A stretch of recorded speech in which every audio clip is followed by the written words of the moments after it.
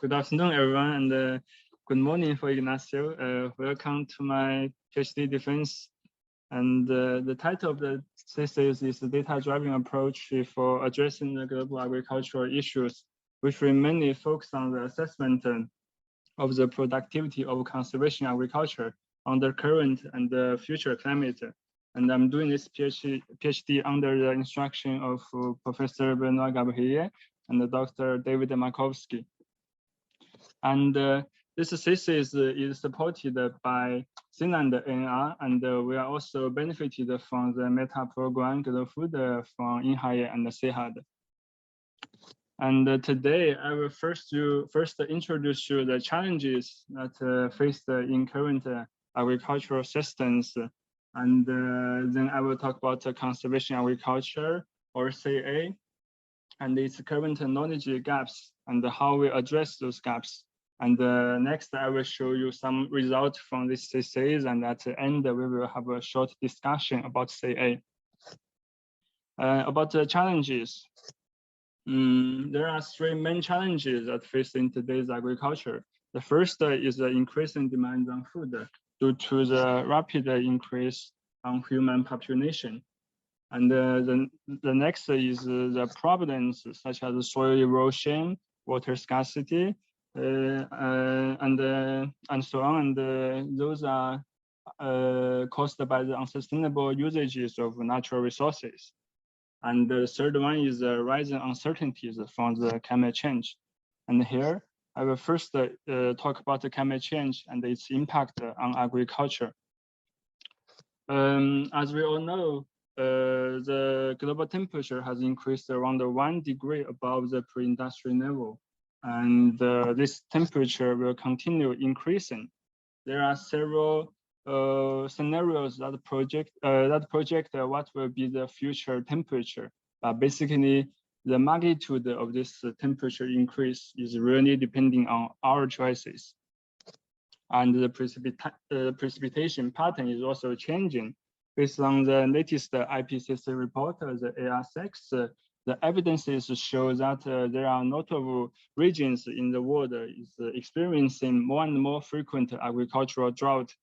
The regions including the Western Central Europe, the Mediterranean region, Western Europe, Eastern Asia, and so on.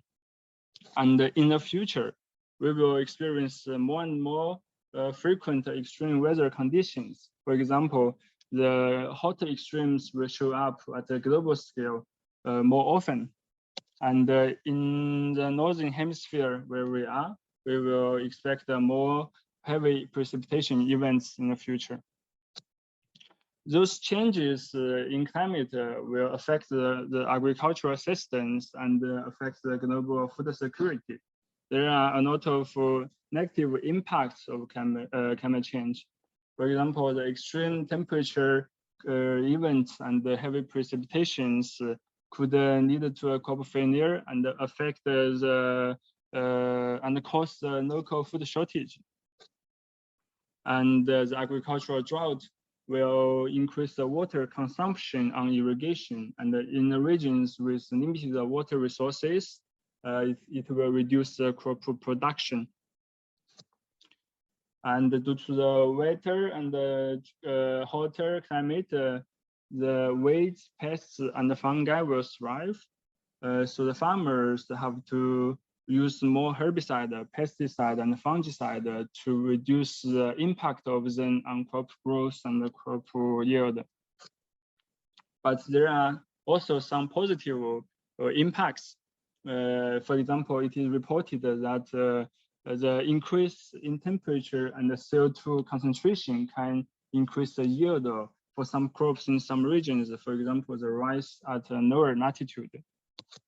And the warmer temperature will also shorten the crop growing season in regions, especially at a higher latitude.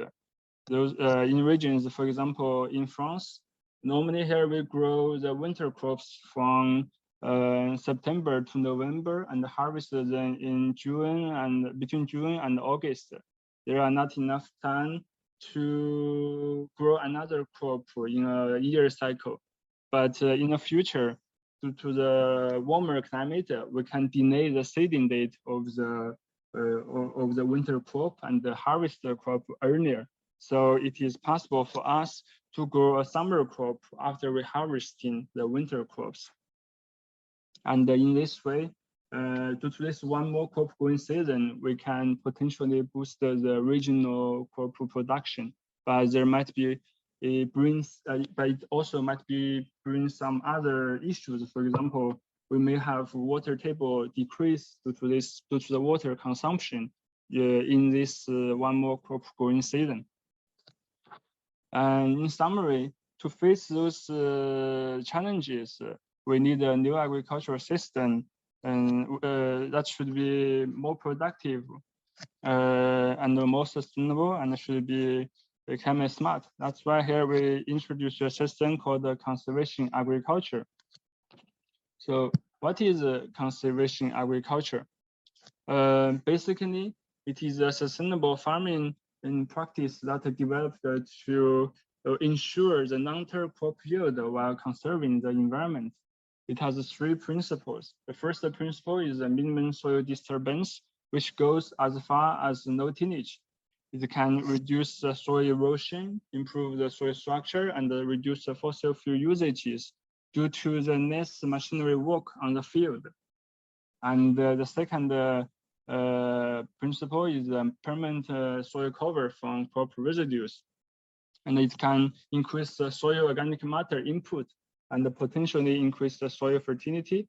And it can also protect the soil from wind and water erosion and decrease soil water evaporation. And the third principle is the dynamic crop rotation, which can increase the biodiversity level. And with well-designed crop sequence, it can reduce the stress of pests and the diseases. CA plays a very important role in climate adaptation. It is reported that CA can increase the crop resilience to climate variabilities and the extreme weather events. Thus, it can increase yield stability. In details, when facing the temperature extremes, soil cover can act like the insulation layer. For example, when facing the cold waves, like the figure shows here, the soil cover can keep the soil warmer and reduce the chance of the occurrence of crop failure. And when experiencing the agricultural drought, the CA system can increase the soil water holding ability while decrease the soil water evaporation. Thus, it can lead to a higher soil water content, and it can minimize the water stress, the impact of water stress on crop growth. And when there is an extreme precipitation events, the CA system can increase the water infiltration rate and protect the soil from soil erosion and reduce the surface runoff. So it can reduce the occurrence of loading in the low-lying field, like the plot in the left shows.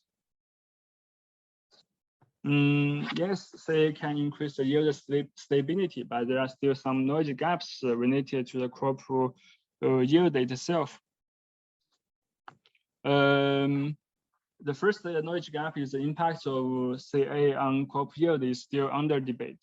There are several papers, there are notable papers that reported that CA can increase the crop yield, while the others report a decrease. And the second gap is the impact of climate change on the productive performance of CA is still unknown. To address those knowledge gaps, we first need to know what will affect the crop yield in CA system or no-till system versus the conventional TG system.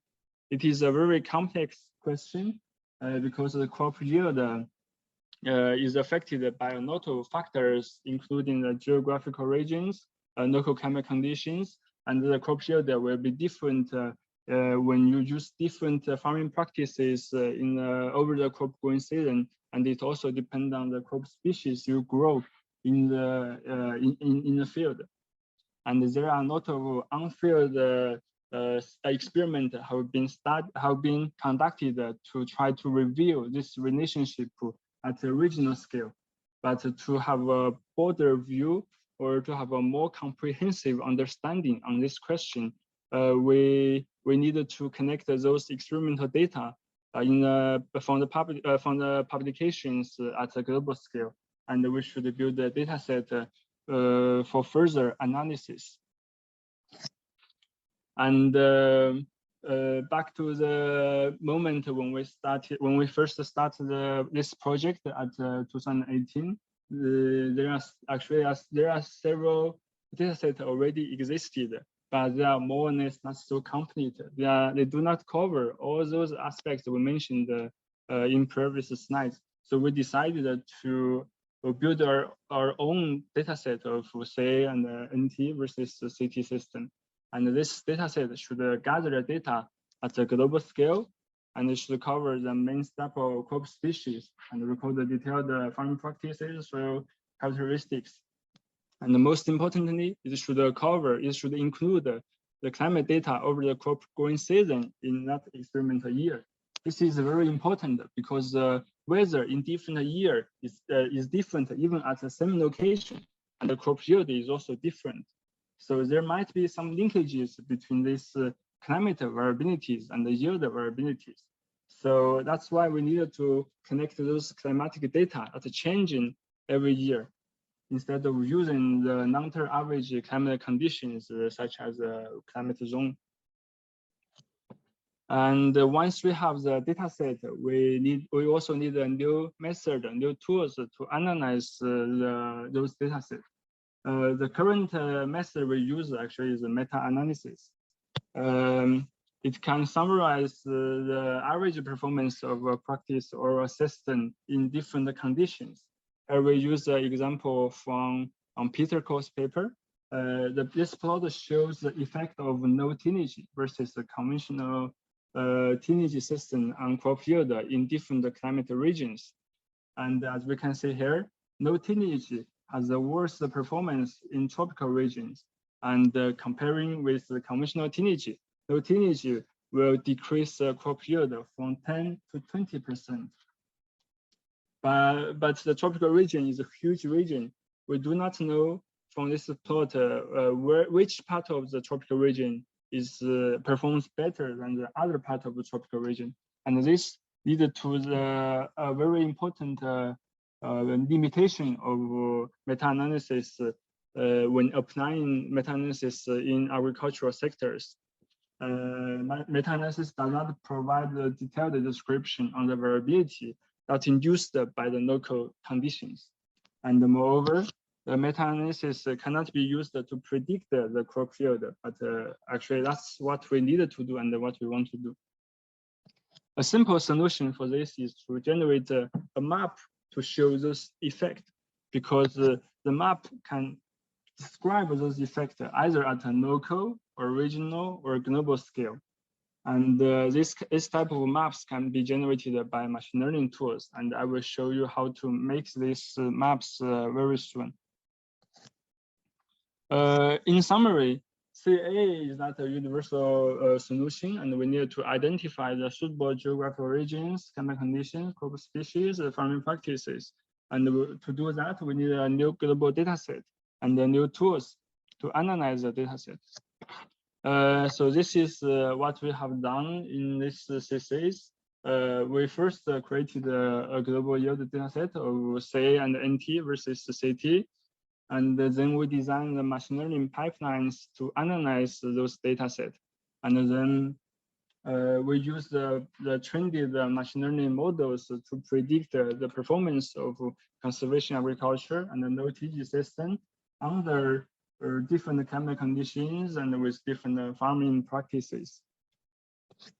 And for the data set, this data set contains 4,400 pairs of yield data from different no-tillage systems and the conventional tillage systems. And we connected those data from 413 papers. It covers 50 countries and includes eight crop species, as shown here: barley, cotton, maize, rice, sorghum, soybean, sunflower, and wheat.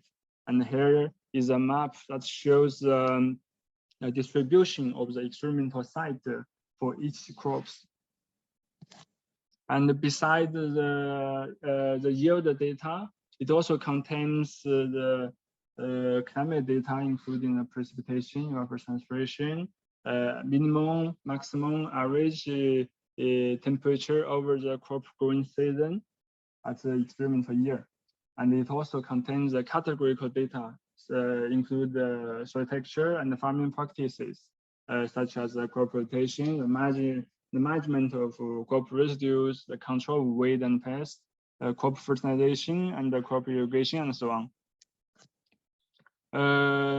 After we have the data set, as we said before, we use the machine learning pipeline to process the crop yield data. Here is how the pipeline looks like, but we won't go into the details here. You can find it in the manuscript. What we need to know is just this pipeline contains 3 parts: the data preparation and the machine learning section for data processing, and we have the result post-processing. And here we will only focus on the machine learning section. But first, we need to know what is machine learning. Based on the definition, machine learning is a science that makes the machine to act by itself. So imagine we have a bunch of data mixed like the plot shows here, and the machine learning algorithms will study the pattern of those data and make decisions by itself to try to separate them into 2 categories. And based on this feature, we can use those features in our study. Imagine we can use the orange points to represent the samples with the yield loss, and use the green points to represent the samples with yield gain. And because the machine learning algorithms can separate the points with different colors, so it also means the machine learning algorithms can distinguish the yield gain and the yield loss. And based on this, it can help us to know what we will need to yield gain and yield loss. And it also can help us to predict the yield gain and yield loss in a given condition. In our study, we first separate our original data set into 2 parts. The first part contains 80% of the data, and we use this data as a training data set, and the rest of 20% we use it as a testing data set. And we train the machine learning models with this training data set. After we have the model, we use the testing data set to test the model performance. And in this study, we trained different models for different usages. We have classification models to predict the yield gain and the yield loss, or the probability of yield gain and yield loss. And we have the regression models to predict the mean yield change, and we have the quantile regression models to predict the range of yield change. Sorry, I want to check if we can, yes, it's better to say. And then we have different evaluation metrics to estimate the model performance. For classification, we have AUC. We use AUC as a criterion. Basically, a larger AUC indicates a better model performance. And for regression, we use R squared and RMSE as evaluation metrics. A larger RMSE or a smaller, a larger R squared or a smaller RMSE represents a higher model accuracy. And for quantile regression models, we use coverage probability of a prediction interval to estimate the interval prediction ability for a specific prediction interval. And we use the error score to estimate the overall performance for all the prediction intervals. You can find the details of those evaluation metrics in the manuscript. And we compared those models, and here are the results. For the classification models, from the bar plot, we can say that random forest has the best performance in predicting the yield gain and the yield loss, while the generalized linear model has the worst performance. And we can also say that the GBM or the gradient boosting model also performs quite well. And for the regression models, actually we find none of them has a good performance in predicting the mean yield change. And the possible reason for this might be there are too many outliers and the data are too noisy. But among them, we still find the random forest has the best performance, and the gradient boosting also performs quite well. As for quantile regression models, we find the quantile regression forest and the quantile gradient boosting have a better performance in predicting the range of yield change. And the one thing we should note that quantile regression forest is a model developed based on the random forest model, and the quantile gradient boosting is based on the gradient boosting model. So here, a natural question we may have is why random forest and the gradient boosting performs better than other algorithms. And this might be linked to the data type we have. In our dataset, it contains both numerical and categorical data. And those data are in very different scales. For the first point, random forest and the gradient boosting can handle both numerical and categorical features at the same time, while for the others, they needed to transform the categorical features into numerical ones. And during the transformation process, we may lose information, like the example here shows. Here we transform the Kanner features directly to the numbers, and the numbers lose the physical properties of the Kanner features. And in another way of transformation, in this way, we created a new Kanner features like a red, green, blue here. And for the red features, if the original data is red, we mark it as 1. Otherwise, we keep it as 0. This way does not really lose information, but it will bring more noises into a data. And the model might give them a higher weight. And here is the example. Imagine we have only 2 features at the beginning, temperature T here, and the Kanner features, the C here. So before, because we only have two features, so the model will treat them equally. And after the transformation, because now we have 4 features and 3 of them are Kanner features. So by default, the model will give you the Kanner features high weight. And because after we're doing those transformation, we increase the feature input, the number of feature input. So it will dramatically increase the run occupation and the computation time, especially for neural networks. And for the second point, random forest and the gradient boosting can handle the features in different scales, but for others, they need to normalize the data. Will data normalization affect the model accuracy?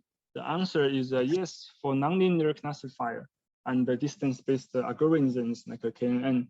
And during those normalization process, we may also lose some information. And after we compared all those models, we choose the best model to do the global projection. The objectives of the global projection is to identify the suitable climate conditions, geographical regions, farming practices, and the crop species for the implementation of CA and the no-tillage system.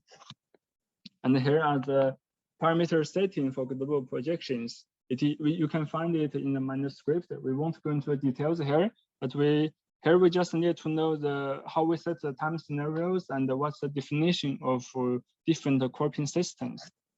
So for the time scenarios, we set the current scenarios is a year between 2011 to 2020, and the future scenario is a year between 2051 to 2060. As for the definition for the cropping systems, we define CA system as a no-tillage system with both soil cover and the crop rotation, and the rest are just normal NT systems. And for CT systems, we define it as a teenage system without a soil cover and without a crop rotation. In reality, actually, teenage system can be incorporated also with soil cover and the crop rotation, but because in our data set, most of the observations is without soil cover and without crop rotation. So we set the CT system in our model as what we set here. And here is the map of the global projection. And I will explain you a bit more to help you understand this map. So the first thing we need to understand is the meaning of the color. Basically, a blue color indicates a higher chance to have a yield gain, and the red color indicates another chance to have a yield gain or higher chance to have a yield loss. And how we make this plot. So basically, we choose a location. And since we know the climate conditions in this location and the soil texture in this location, and we can set different different scenarios for farming practices in our calculation. So we can assume it's with crop rotation, with field fertilization, and so on. And we input those parameters into the trended models, and it will give us the prediction of the probability of yield gain when we shift the CT system to either conventional conservation agriculture system or no tillage system. For example, if the probability is 0.45, so we go back to the corner bar to find the corner and then refill it back to the point. And we repeat this process for all the points on the map, and then we will have the map like this. And here are the results. The next one shows the performance of conservation agriculture versus conventional tillage system, while the right one shows the no tillage system versus conventional tillage system. And it's clearly shows here the CA has a better performance than no tillage system. And in another case, here the left plot is CA system with field fertilization and with the control of weed and pests, while the right one is CA without field fertilization and without the weed and pest control. And from here, we can see that fertilization and the control of weed and pest can boost the performance of the CA system. And within, actually, we can, with the fertilization and the weed and pest control, the CA can outperform CT in many regions for maize, if you check from the map for the left side. And in another case, here what we compare is the performance of no tillage system with or without soil cover. And as here we can show that the soil cover can boost the performance of no tillage system or not. And actually, if you compare the soil cover with other features, you will find that soil cover has the strongest positive effect on boosting the performance of no tillage system. As for the situation in the future, here we shows in tropical regions, most of the tropical part is blue, and we can conclude that for maize in the future, the performance of CA or NT system will be improved in these tropical regions. And in reality, how should we use those maps and models? So for the governments and the policymakers, actually, they can use those type of maps to identify the regions with a high chance of yield gain. So they can promote the CA system in those regions. And in those regions with yield loss, they can provide subsidies if they still want to promote those type of systems. And for farmers, they can check on the map if there is a yield gain at their own region. But in this way, the accuracy is limited by the map resolution. Here is 0.5 degree latitude times 0.5 degree longitude. And in this case, if they want to, if they want a higher resolution, they can directly input their local conditions into the model to get the higher accuracy result. And to get more information from the maps, we introduced the concept of accumulated fraction of the area. The fraction f is defined by this formula. It equals to the cropping area where the probability of yield gain less than the reference level of probability of yield gain divided by its global or regional cropping areas. And we can plot this f into a curve if we change the reference probability, the p star, from 0 to 1. And the plot will be shown like the right side. And it has two characteristics. When the p star equals to 0.5, so f will actually be the area fraction of the red region in the map, where is it's a high chance of yield loss, and for 100% minus f will be the area fraction of the blue regions in the map, and it will be the high chance of yield gain region. And if we have several curves on the same plot, the lower curve will indicate a better performance. For example, here shows when the p star, the reference probability equals to 0.5.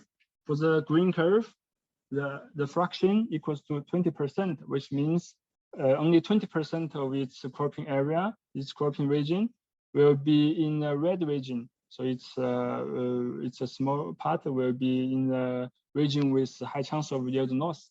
And for the red curve, the f is 70%, and it means 70% of its cropping area will be in this yield loss region. So that's why the lower curve indicates a better performance. And this is how we link the map and the curve together. Here we use the map of sorghum as an example. So as we can see from the map, the continental region actually is good for say implementation, while say has a better performance in the tropical regions. And as we can see on the plot, on the curve plot, the curve of continental regions is located lower than the tropical regions. And let's say for other crops, actually here is the rice. Actually, rice is a least suitable crops for say implementation if you compare rice with other crops. And from this plot, we can also say that the performance of CA in continental regions is better than dry and the temperate regions, and the tropical regions has a worse performance. Why CA has a worse performance in tropical regions? And based on the partial dependent plot here shows, CA and the no TH have better performance under drier climate, where the precipitation balance of the crop growing season is negative. And the reason is, as we also said before, the soil cover and the no TH can increase the soil water holding ability and reduce the soil water evaporation. So it can lead to a higher soil water content in the soil, and it can help the crop to cope with the water stress. But in the regions, in the humid regions, because there's no water stress, so those advantages will no longer exist. And for the situation under climate change, we can say that the performance of say will increase for 70% of the tropical regions for maize, and around 20% of these tropical regions, the increased level will be higher than 10%. Here we also tested the model sensitivity to different RCP scenarios and the climate models. Here we show that the result is more extreme under the RCP 8.5 scenarios, because you can see it has a larger changing range. And for the climate models, we show that the result is more extreme for the hydrogen 2 climate models. And actually, if you compare both plot, we can find that the result actually is more sensitive to RCP scenarios than the climate models. And the short discussion here is first is can say yield more than CT. It really depends on the geographical regions, farming practices, and crop species, and also farming size. But unfortunately, in this study, we cannot show the impact of the farm size on the performance of say and the no-TG system, because the data we have in the data set is connected from the experimental side, which is not really linked to the size of the farm. But even though in the regions, say cannot outperform CT, it can still increase yield stability. And because CA is more sustainable than CT, so it ensures the long-term crop yield. So that's why CA is still a promising region, still a promising practice. And as we all know, the soil cover is very important in boosting the performance of no-TG system and the CA system. So it is very important to keep the soil covered in the regions, especially where they use the crop residues to feed the animals. And in this case, we should use the alternative sources such as the residues from the cover crops, from the grass and the trees. But in the same time, we need to do more study to understand the impact of different types and the different quantities of the crop yield or crop residues on the yield level. And through this presentation, what we want to share with you is that beside the meta-analysis, machine learning tools can be also used to address the global agricultural issues, and can be used to process the data that collected from the literatures. And among those machine learning models, we can use random forest to process the agricultural data, because it has a higher performance. It has a better performance to process the data with both numerical and the categorical features. And yeah, the CA is a promising cropping system, and because it's capable of ensure long-term and sustainable crop production for many regions. And to make this study more comprehensive in the future, we have some advices or something like that. So we should use time series models